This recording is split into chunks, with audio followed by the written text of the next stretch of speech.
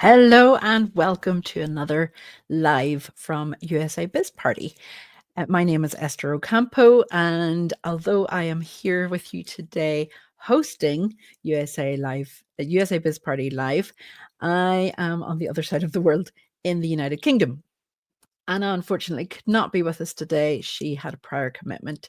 So you get me, and whoever else wants to join in is more than welcome to do so.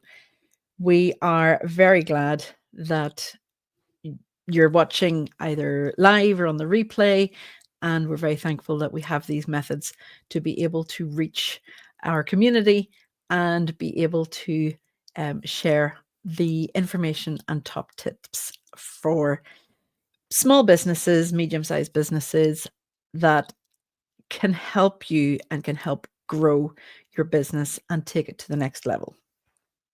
So today's topic is why businesses fail. It's the second part of a 3-part series that we're doing. So last week we talked about financial reasons why businesses fail. And this week it is the ineffective business operations and management. So we'll get into that in a minute. But if you have a business that has failed, if you have a business that is failing, do not consider it a failure on your part. It is not personal. If your business is failing, unless you didn't ask for help, unless you have allowed it to go that way, businesses fail as we're going through these 3 weeks for many, many different reasons.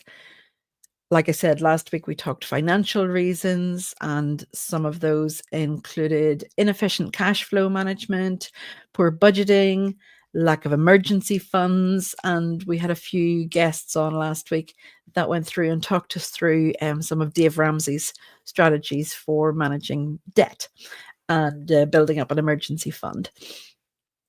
Those can also be used in your personal life, which is great. Today, with ineffective business operations and managements, we're going a little bit deeper into this reason of why businesses fail. So first off, I want to talk about poor decision making and leadership skills.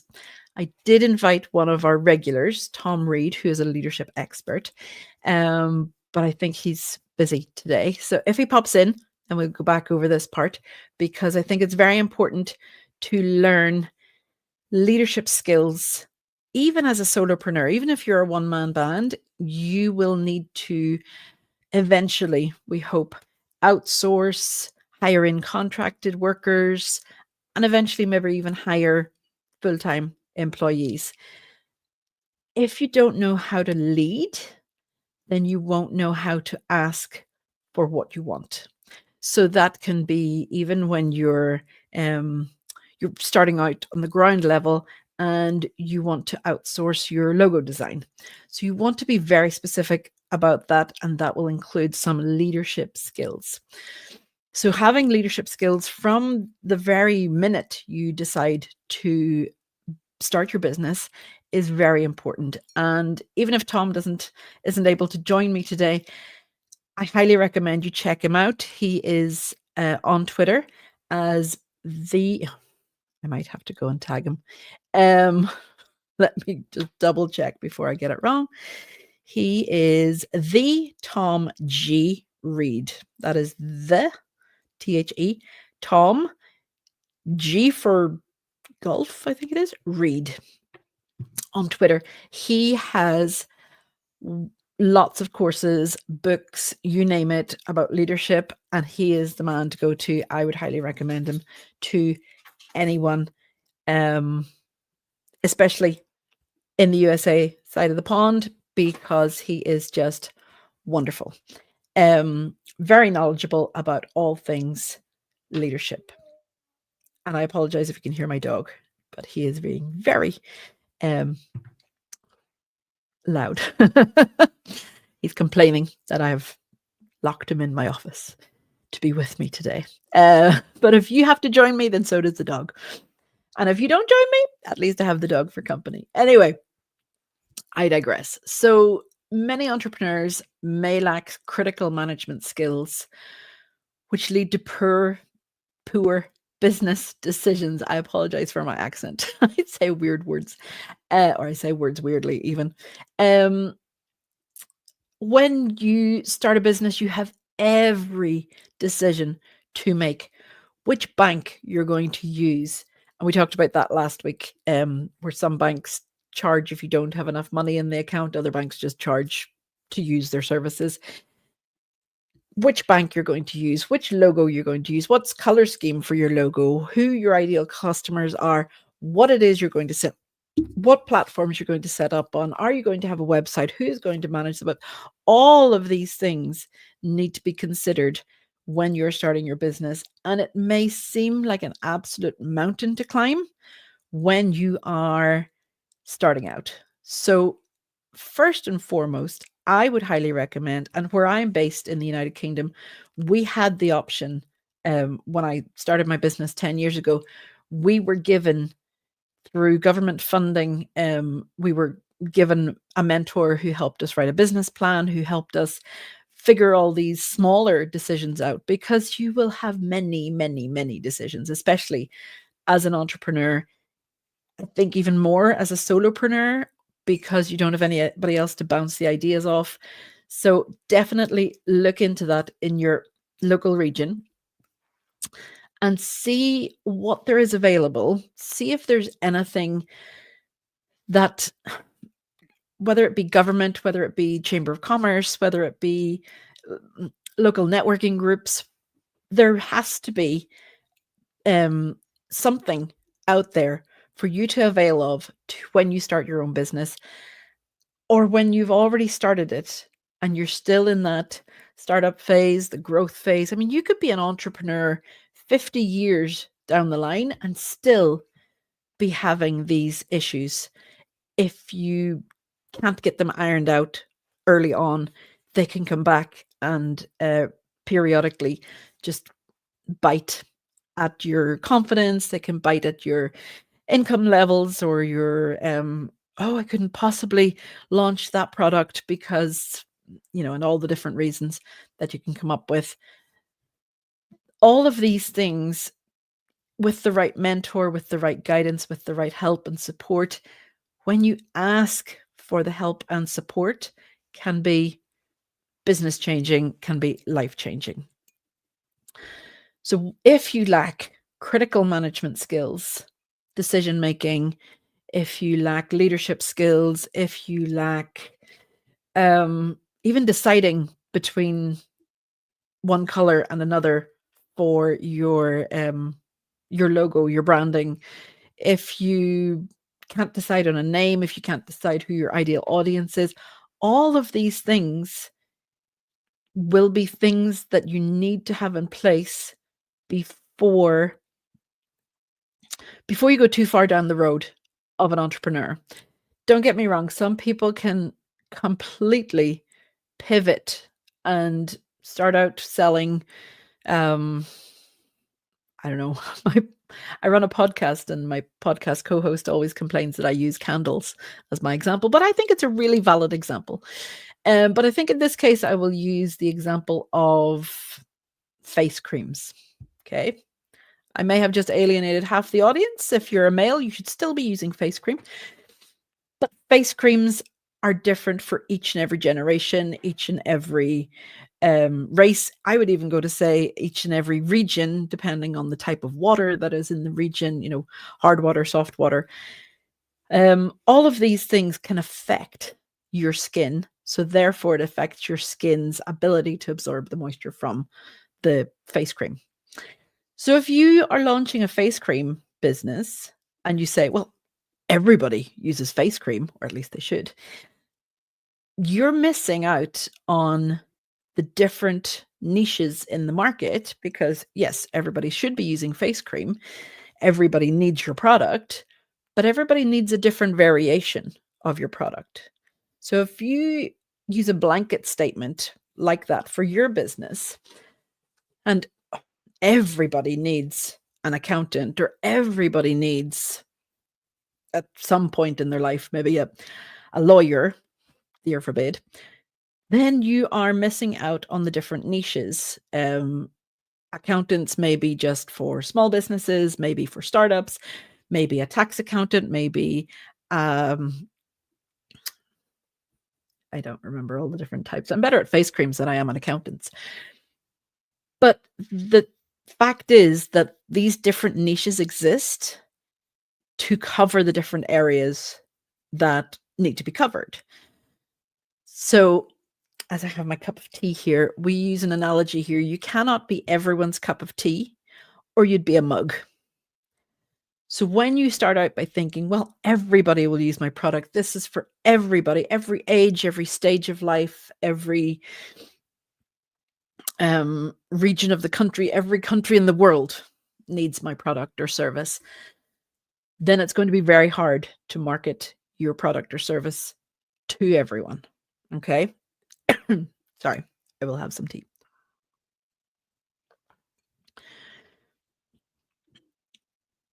Some of the management skills that you need, it's not just the business decisions that you have to make. You may have to manage a small team, whether that, like I said at the start, it may be outsourced team, it may be virtual assistant, it may be, apologize, he's very vocal, aren't you? You just want to be heard. It may be a virtual assistant, it may be a contractor, it may be someone who is only there for a season, it may be, you know, somebody who comes in 2 or 3 days a month to help. It may be any form. It may even be a full-time worker or part-time worker that is contracted. You need to know how to manage their expectations, manage your own expectations, manage them in a way that they know they can come to you with any issues, but also know that you're the boss and that what you say goes and that that's what they need to do. But you also need to be able to allow them the freedom to come up with counter ideas. So if you're saying, no, we must do this because we've always done it this way, then allow them the liberty to say, well, have you tried doing it this other way? Because if we've always done it the way you say, and it's not working now, something needs to change and tweak. Okay. So point number one for why businesses fail due to ineffective business operations and management is through poor decision making and leadership skills. Okay. Next point is through operational inefficiencies. So your operations may be your software, it may be your hardware, it may be your packages, as in your contract and your what's the word? I can't remember what the word is. But thank you for joining me live while I struggle to figure out what I'm trying to think about. But if you have operations that aren't working, so say you're using a CRM, a CMS, customer management system. So you've got all your customers in a database.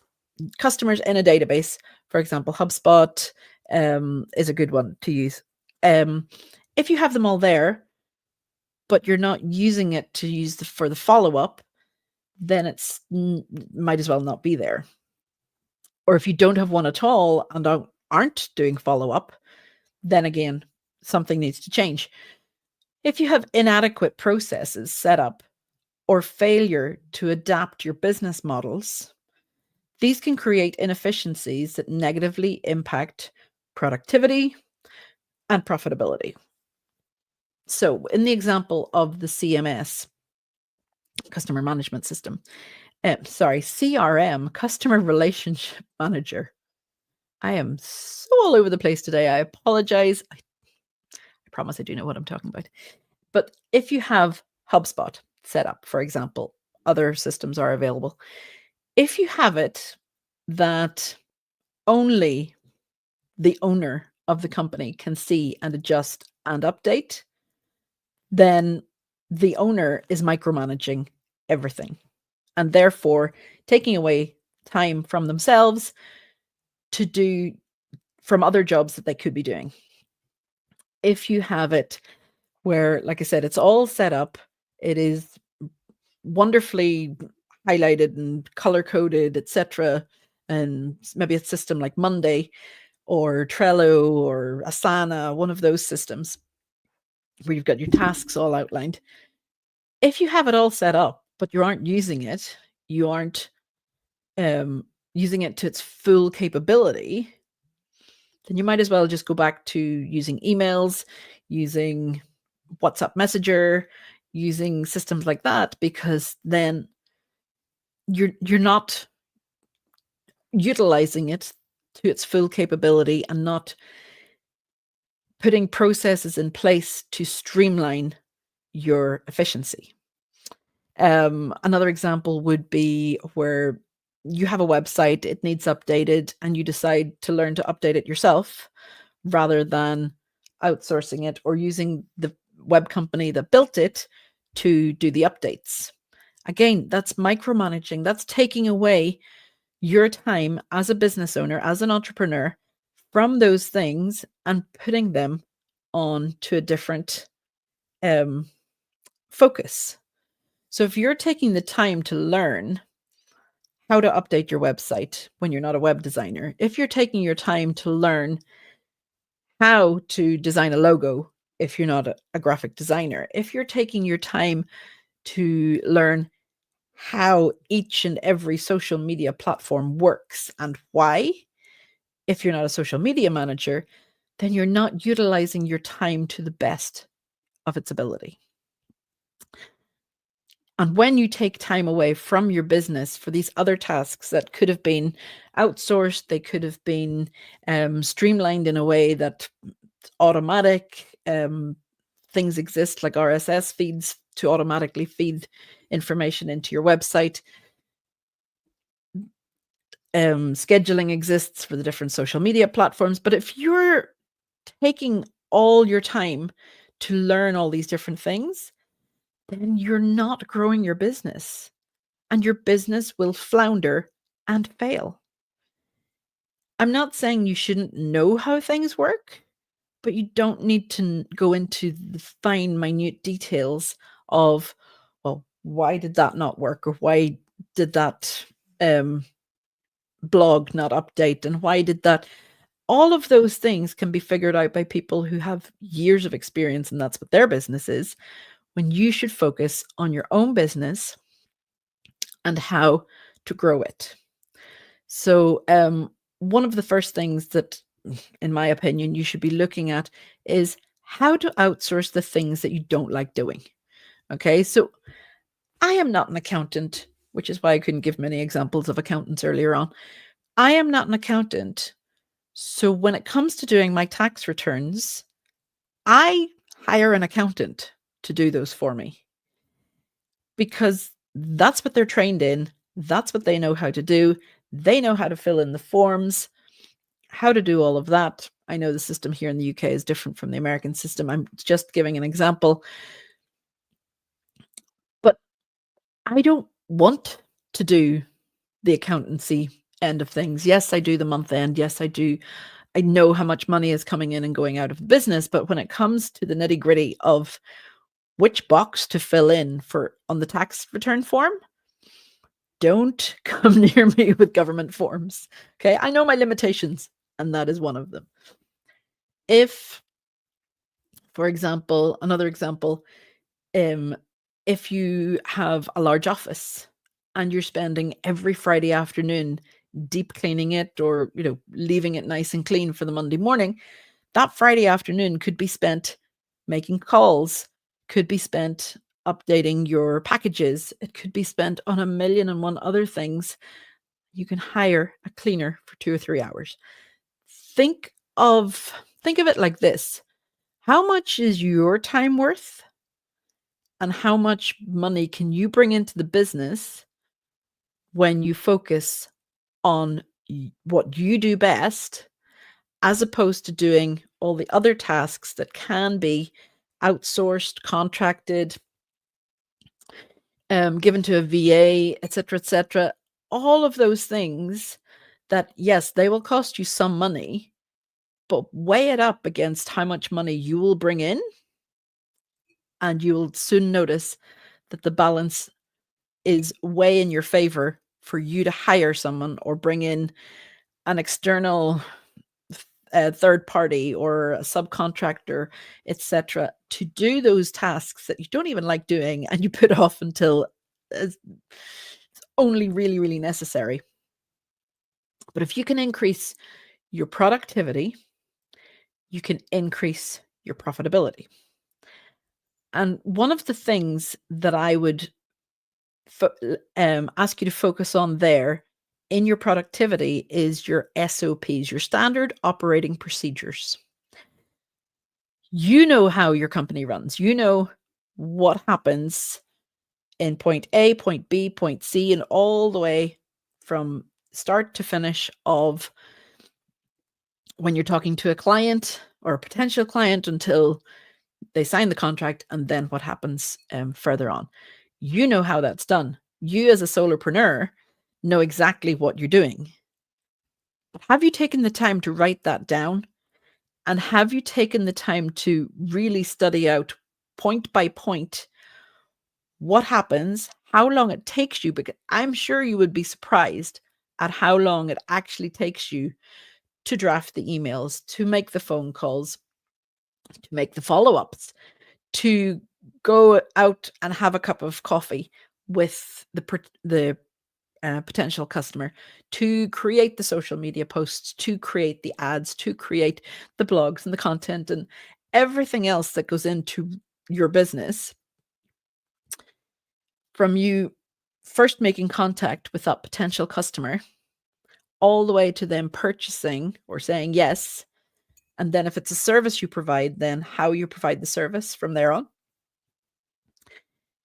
If you want to be able to outsource or subcontract, hire somebody, you need to have all those processes in place. The standard operating procedure for my business is A, I start with this. B, this next part takes so long. C, it takes whatever. Then you will be able to more confidently hand over some aspects of your business to other people. And you will not have to micromanage because they will have it all in the standard operating procedure written down, and they will be more productive while doing it because they won't have to keep asking, what comes next? What happens next? So have a cup of tea with me. So we've gone through poor decision making and leadership skills, which are some of the ineffective business operations and management, operational inefficiencies, and now we're going to talk about talent acquisition and retention.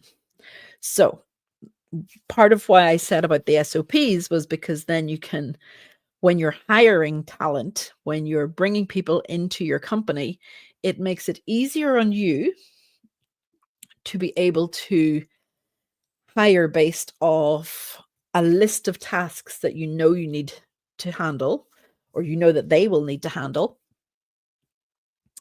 It will make the potential hire aware of each and every task that they will need to do. So don't wait until you're at the point of hiring someone in order to sit down and do all those things. Difficulty in hiring and retaining, 'cause that retaining word is very specific here and very important. Sorry. Hiring and retaining qualified and motivated employees may stunt your business's growth. I have a friend who is in his business is to ensure that other businesses are very positive places to work. And he has made an app to, that people in the workplace anonymously can say how happy they are, how fulfilled they feel, etc., etc. Because if someone is happy in their job, they're going to want to stay there. And not only that, but they will also tell their friends and family how good of a place it is to work, why they're happy there. And it's not always down to monetary reasons why people are happy. It's not even always down to the amount of vacation days they get, which I'll not even go into that one today. But if you have someone who is very happy in their job, they will stay. They will tell other people about it. So they will be attracting other people to come and work for you and with you.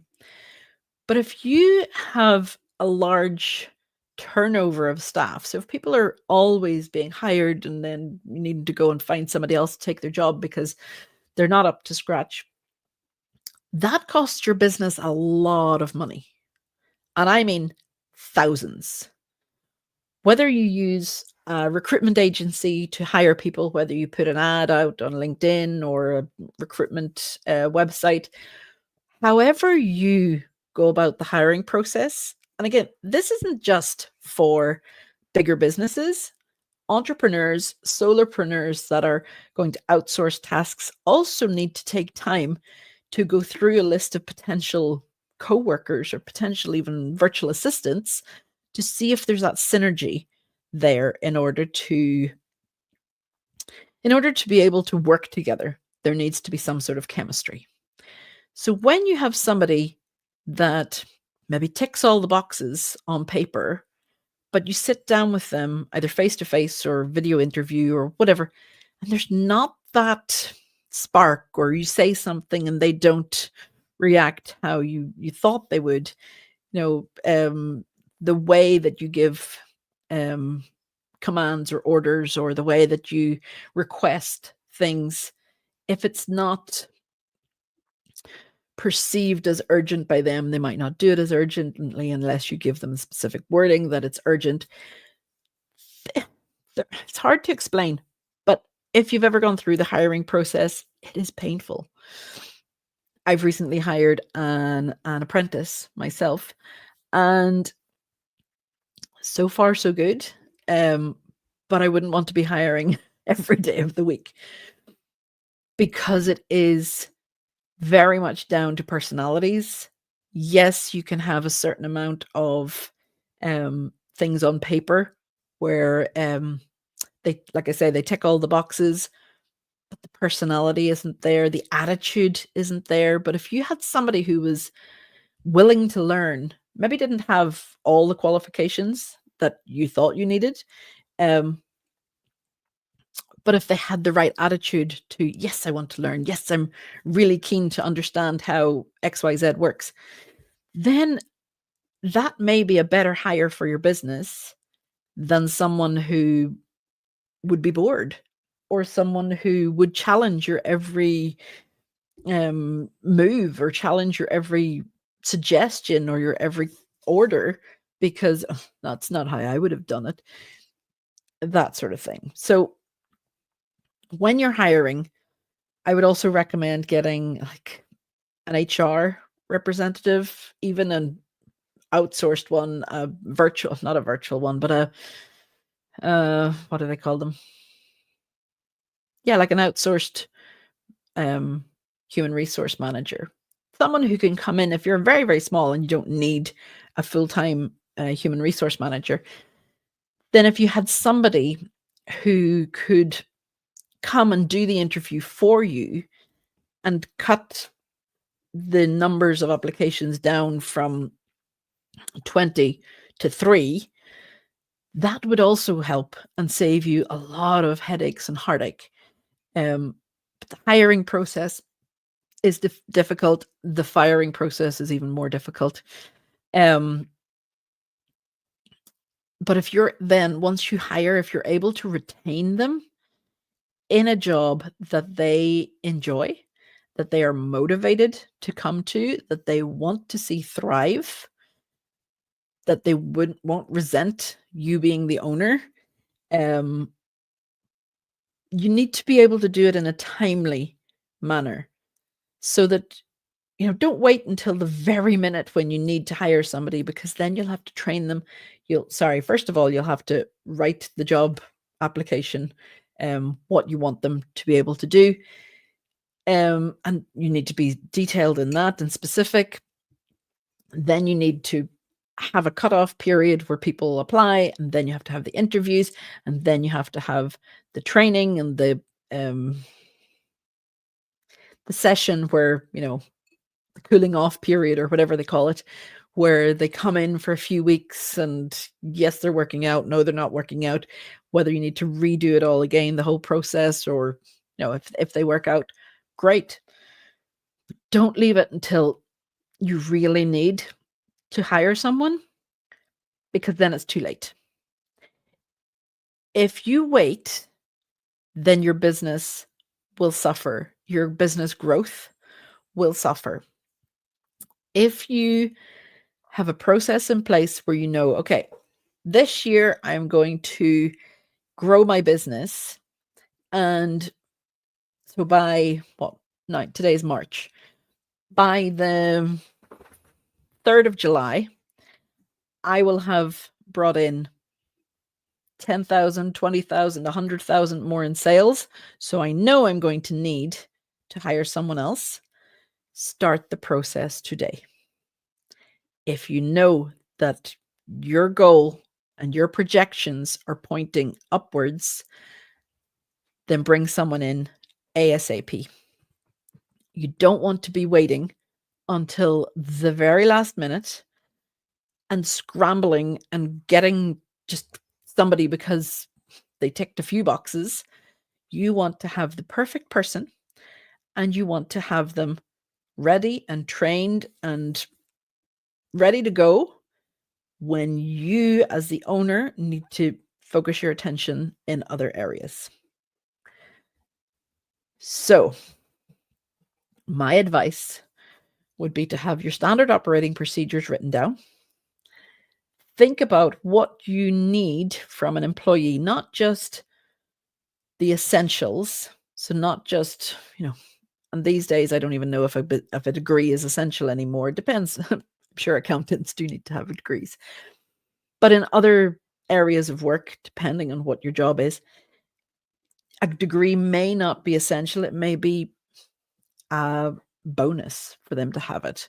Or you may see it as a disadvantage because they've been taught too long in the classroom. Think what you need in your business. What will help your business to grow and succeed? What will help you? I'm talking directly to you. What will help you grow your business and help it succeed? If that means hiring, going to give an example of my own business, hiring a social media manager who can do it all. One, good luck. But make sure that you have written down exactly where all your pain points are. So updating the website, segmenting on Google Analytics, creating ads, writing blogs, etc., etc., etc. I would even suggest you need 3 different people for that at least. But once you have all of the things written down that you want to consider somebody or numerous people to come on board and help you with, then and only then should you start looking. Because if you don't have what you need and what you want clear, then you won't know how to explain it. And that harks back to our first point of poor decision making and leadership skills. So I think that's all for today. I think I'm going to leave you there with that. I have been talking on my own. My throat is getting a bit raspy. I need some more tea. But please do go back, look at last week's episode of why businesses fail for the financial reasons. This week is why they fail because of business operations and management. Next week, same time, same channel, we'll be talking about why they fail due to inadequate market research and understanding. I hope you have found this interesting. I hope you found it useful. I hope you join us for more USA Biz Party chats like these. We are live across X, YouTube, and LinkedIn. So do go and join us on those different things. If you're on YouTube, press the little bell and subscribe and be notified of when we go live. The same on X. You can follow us there and be notified of our activity over on X. And thank you for those who have watched along with me today. And thank you for those who are watching on the replay. We'll be back next week, always on a Tuesday, 1 p.m. Eastern Time. And use the hashtag USABizParty to search for us on X. Thank you so much. Bye-bye.